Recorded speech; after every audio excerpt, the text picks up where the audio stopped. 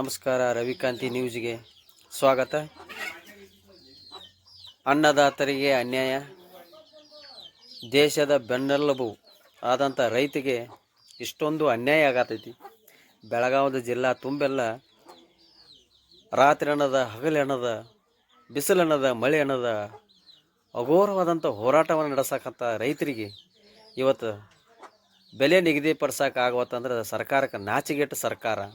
ಕಾಂಗ್ರೆಸ್ ಸರ್ಕಾರ ಬಂದಂದ್ರೆ ಏನಾಗಿಬಿಟ್ಟೈತೆ ಅಂತಂದ್ರೆ ಸ್ಟ್ರೈಕ್ ಮಾಡಬೇಕು, ಹೋರಾಟ ಮಾಡಬೇಕು, ಅದ್ರ ಸಂಬಂಧಪಟ್ಟಂತೆ ಫಲ ಪಡಿಬೇಕು ಅನ್ನೋದು ಅವರ ಉದ್ದೇಶವಾಗೈತೆ ಅನ್ನೋ ಅನಿಸ್ತದೆ.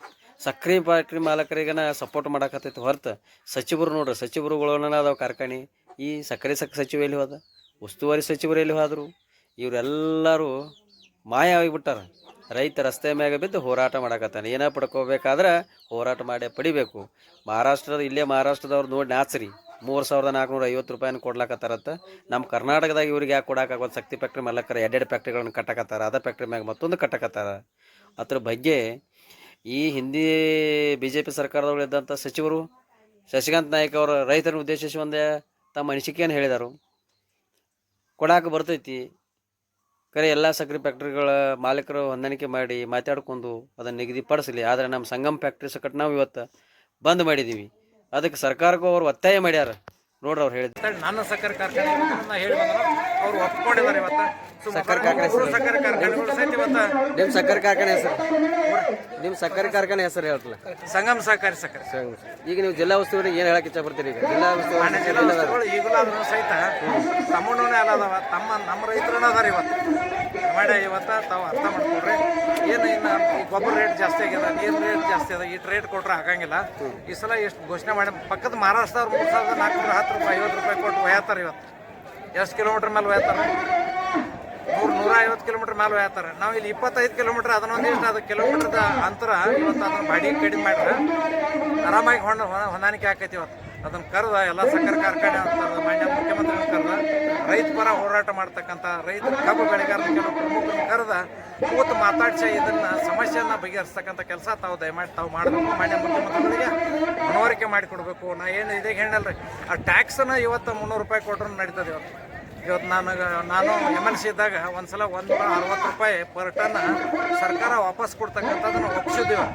1 ವರ್ಷ ಕೊಟ್ರೆ, 2ನೇ ವರ್ಷ ರಾಜ್ಯಪಾಲರು ಕೊಟ್ಟರು. ಅಂದ್ರೆ ಸರ್ಕಾರ ಇರೋಕ್ಕಿಲ್ಲ, ಅವಾಗ ರಾಜ್ಯಪಾಲರು ಕೊಟ್ಟರು 320 ರೂಪಾಯಿ. ಇವತ್ತೂ ಕೂಡ ಎಲ್ಲ ಸಕ್ಕರೆ ಕಾರ್ಖಾನೆಗಳು ಅದಾವೆ. ಇದನ್ನು ನಾವು ಬಾಗಲಕೋಟೆ ರೈತ ಸಂಘದವರು, ಆಮೇಲೆ ಸಿರಿ ವಕೀಲರು ಅಂತಕ್ಕಂಥವ್ರು, ಅಂದ್ರೆ ಅದು ಅವರು ರೈತ ಸಂಘದ ಒಂದು ಬೇರೆ ಹೆಸರು ಇಟ್ಕೊಂಡು ಒಂದು ರೈತ ಸಂಘಟನೆ ಇತ್ತು, ಸ್ಟೇಟ್ ವೈಸ್, ಅಂದ್ರೆ ಭಾರತೀಯ ಕಿಸಾನ್ ಯೂನಿಯನ್ ಅಂತ ಒಂದು ಸಂಘಟನೆ ಅಧ್ಯಕ್ಷರಿದ್ರು. ಅವರು ನಾವು ಹೋರಾಟ ಮಾಡಿದಾಗ ಸುಮಾರು ಒಂದು ಎಷ್ಟಂದ್ರೆ 1,000 ಕೋಟಿ ರೂಪಾಯಿಗಿಂತ ಹೆಚ್ಚು ಇವತ್ತು ರೈತರು ಬರ್ತಕ್ಕಂಥ ಬಾಕಿ ಇವತ್ತು ಎಲ್ಲ ಸಕ್ಕರೆ ಕಾರ್ಖಾನೆಗಳಿಗೆ ಅದಾವೆ.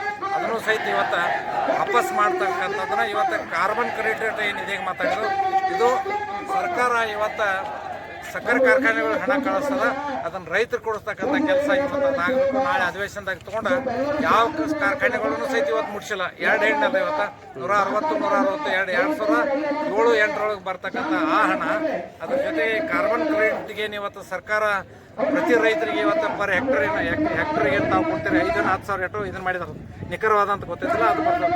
ಅದನ್ನು ಕೊಡಿಸ್ತಕ್ಕಂಥ ಕೆಲಸ ಇವತ್ತು ನಾಳೆ ಬರ್ತಕ್ಕಂಥ ಅಧಿವೇಶನದೊಳಗೆ ಮಾಡಬೇಕು. ಅನೇಕ ಸಮಸ್ಯೆ ಅದಾವೆ ರೈತರ ಬಗ್ಗೆ. ಇವತ್ತು ಬೆಂಬಲ ಬೆಲೆ ಅಂತ ಘೋಷಣೆ ಮಾಡಿದ್ರು, ಒಂದು ಸಹಿತ ಕೇಂದ್ರ ತೆಗೆದಿಲ್ಲ ಇಡೀ ಜಿಲ್ಲೆದೊಳಗೆ. ಈಗ ಹೇಳಕತ್ತಾರ ತೆಗೆದೇವು ಅಂತೇಳಿ ಕೇವಲ 2-3% ಮಾತ್ರ ನೋಂದಣಿ ಮಾಡ್ತಕ್ಕಂಥದ್ದು. ಇದು ನಮಗೆ ಸರ್ಕಾರಕ್ಕೆ ಮರ್ಯಾದೆ ಬರ್ತಕ್ಕಂಥದ್ದಲ್ಲ, ಅದನ್ನು ಕೂಡ ಇವತ್ತು ಸರಿಯಾಗಿ ಆಗಲಿಲ್ಲ. ಮತ್ತು ಅದ್ರ ಬದಲಿ ಇವತ್ತು ಮಹಾರಾಷ್ಟ್ರ ಮಾದರಿಯೊಳಗೆ ಇವತ್ತು ಮಹಾರಾಷ್ಟ್ರ ಸರ್ಕಾರ ಏನೇನು ಈ ಮಳೆಗಾಲದಾಗ ಮಾಡಿ ನುಕ್ಸಾನ್ ಆಗೈತಿ ಅವರೆಲ್ಲನೂ ಇವತ್ತು ಪ್ರತಿ ರೈತರಿಗೆ 25,000-30,000 ಪರ್ ಎಕರ್ ಕೊಡ್ತಕ್ಕಂಥ ಕೆಲಸ ಮಾಡಿದರು. ತಾವು ಈ ಸರ್ಕಾರ ಮಾಡಬೇಕಂತೇಳಿ ನಾನು ಮಾನ್ಯ ನಮ್ಮ ಸಚಿವರಿಗೆ ಮತ್ತು ಮಾನ್ಯ ಮುಖ್ಯಮಂತ್ರಿಗಳನ್ನು ವಿನಂತಿ ಮಾಡ್ತೀನಿ.